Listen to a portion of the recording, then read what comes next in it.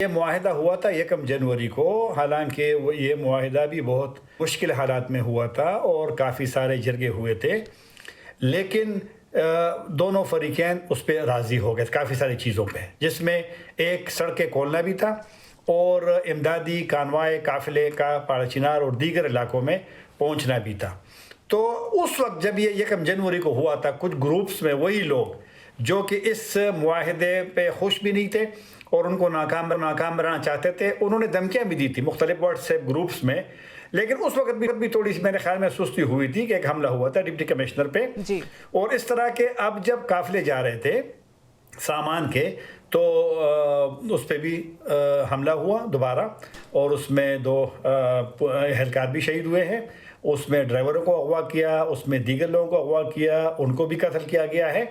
تو میرے خیال میں ان عناصر کے ساتھ جو ہے سختی کرنی پڑے گی، کیونکہ کچھ لوگوں کی خواہشات کے لیے، کچھ ان کے عزائم کے لیے آپ پورے کرم لاکھوں والے ضلع کو آپ ان کو یرغمال نہیں بنا سکتے۔ تو آپ فیصلہ ویسے بھی ہوا ہے، تو میرے خیال میں ٹارگیٹڈ جو لوگ اس چیز میں ملوث، ایسا نہ ہو کہ وہ دوبارہ ایک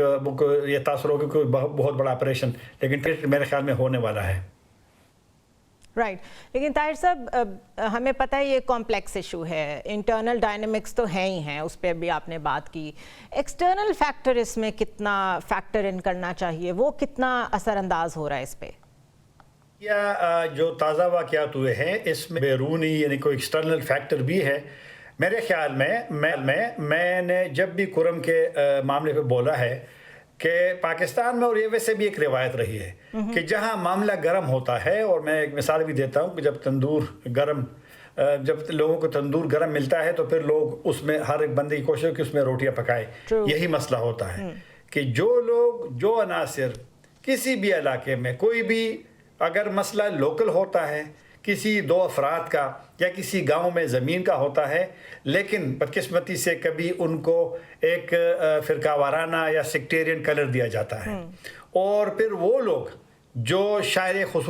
میں کسی پہ الزام نہیں لگاؤں گا ایک فریق پہ دوسرے فریق پہ، لیکن وہ لوگ جو ایک کی حمایتی ہے، دوسرے کی حمایتی ہے، وہ پھر باہر سے کوشش کرتے کہ وہاں پر پہنچے اور وہاں پر چیلنج بھی کرے اور وہاں پر اپنے لوگوں کو ان کو سپورٹ بھی کرے، ان کی حمایت بھی کرے اور امن کو داؤ پہ لگائیں۔ تو یہ ایکسٹرنل فیکٹر میں یہ نہیں کہوں گا کہ کوئی باہر ملک سے کوئی آیا ہوا ہے، لیکن جن کی ذہنیت کے سپورٹر حامی ہیں وہ ضرور پھر پہنچتے ہیں، اور مسئلہ مقامی ہوتا ہے، مسئلہ افراد کا ہوتا ہے، مسئلہ ایک گاؤں میں کسی کا ہوتا ہے، لیکن یہ انوالومنٹ دوسرے لوگوں کی اس سے مسائل کھڑے ہوتے ہیں، اور یہی کرم میں بھی ہوا ہے۔ رائٹ، آئی انڈرسٹینڈ جو آپ کہہ رہے ہیں کہ ضروری نہیں ہے کہ جو اسپوائلرز ہیں وہ باہر سے ہی آئیں، لیکن باہر کے جو اسپوائلرز بیٹھے ہوئے ہیں جو کہ ایسے ایک ماحول کا، ایسی پرابلمٹک ایریا سے فائدہ اٹھاتے ہیں، پھر ان کے جو ایجنڈاز ہوتے ہیں وہ پورے ہوتے ہیں۔ اگر اندر کے اسپوائلرز کی بھی بات کریں تو وہ تو چھوٹا سا علاقہ ہے، کتنا مشکل ہونا چاہیے ان کو آئیڈینٹیفائی کرنا، اور کون سے اسپوائلرز ہیں ایگزیکٹلی یہاں پہ جن کو اب گورنمنٹ جب آپریشن کرے گی تو ان کو ٹارگٹ کرے گی، and I think we should know it کہ ایگزیکٹلی وہاں پہ لوکلز میں سے کون کون لوگ ہیں جنہوں نے اس حد تک سچویشن خراب کر دی۔ میرے خیال میں جو آپریشن کا فیصلہ ہوا ہے مجبوری میں ہوا ہے، اور کچھ تو اس لیے کرنا پڑے گا کہ جو عناصر یہ تازہ واقعات میں جب قافلے پہ حملہ ہوا اور مسائل ہیں، میں صرف پاڑا چنار کی بات نہیں کروں گا، جو دیگر علاقے ہیں وہاں بھی مشکلات ہیں، اس لیے قافلے جب جاتے ہیں تو وہ صرف ایک جگہ پہ وہاں پر چیزیں نہیں دیتے، وہ راستے میں جو دیگر پاڑا چنار سے پہلے بھی علاقے تھے وہاں بھی لوگوں نے احتجاج کیا ہے، بگن میں بھی احتجاج ہے، ہر سائٹ کے خدشات کو دیکھنا پڑتا ہے۔ تو یہ آپریشن میرے خیال میں صرف ان لوگوں کے خلاف ہونا چاہیے جو کہ حالیہ تشدد کے واقعات میں ملوث ہوں، جنہوں نے جو ایک اسٹیٹ کی، ریاست کی ریٹ کو چیلنج کیا ہے، جنہوں نے جو معاہدہ ہوا ہے بڑے مشکل سے ہوا ہے، بڑے جرگوں کے بعد ہوا ہے، کافی وقت لیا ہے انہوں نے،